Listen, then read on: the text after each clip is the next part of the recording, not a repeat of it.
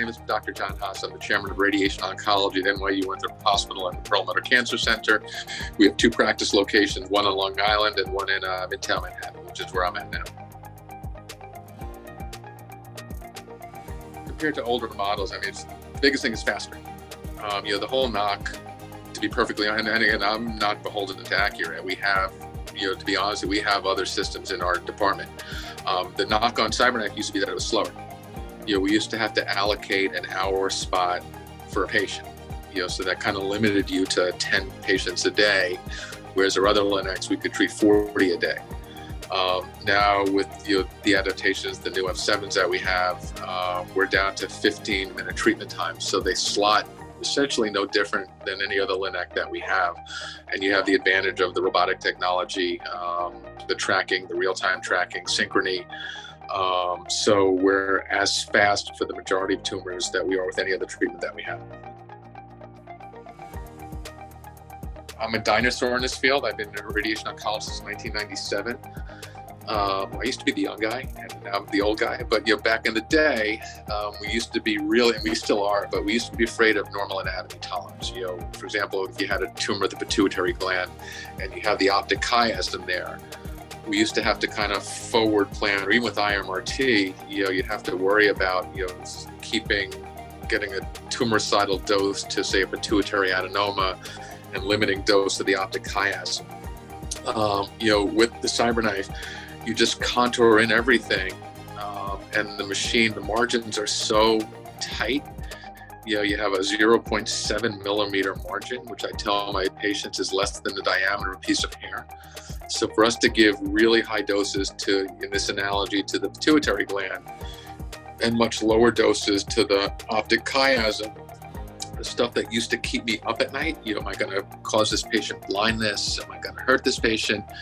Provided that your dose volume objectives are reasonable, meaning you're not asking the machine to do something that just doesn't make sense, you're always going to hit your mark. So, you can treat tumors with tight margins to big doses. You're very confident that you're not going to hurt the normal anatomy.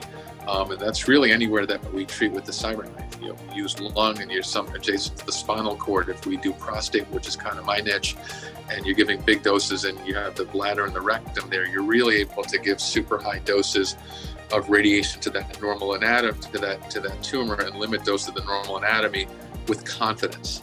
We always, and with any radiation system, you're gonna respect the normal dose volume of objectives and not go over them, but sometimes you have to expand the margins, or sometimes that you're not compensating and correcting for movement in real time, that you have to kind of compromise on something, be it dose, be it coverage, be it margins. I don't have to do that with the CyberKnife.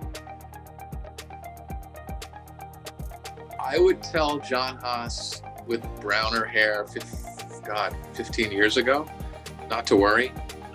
The stuff that I was afraid of, the doses and the outcomes, not to worry, that your intuition that this was a treatment that was going to work, worked.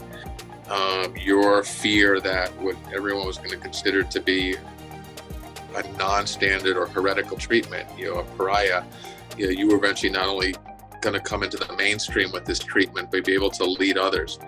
All the fear that you had, with normal anatomy and side effects was nothing to be feared. Your fear about not being able to keep up with other people's technology, because Accuray's been visionary and expanding and making the CyberKnives better and faster. Back in the day, we used to have to put screws into the spine for spine treatment. And then Excite Spine came out. We didn't really know how to treat lung, and then Synchrony Lung came out. We were slow with prostate, and tempo tracking for prostate came out. We used to be slower with fixed collimators. The MLC came out, with the M6, and now the S7. So I would to answer your question, I would tell young John Haas, trust the company that, Accuray is listening.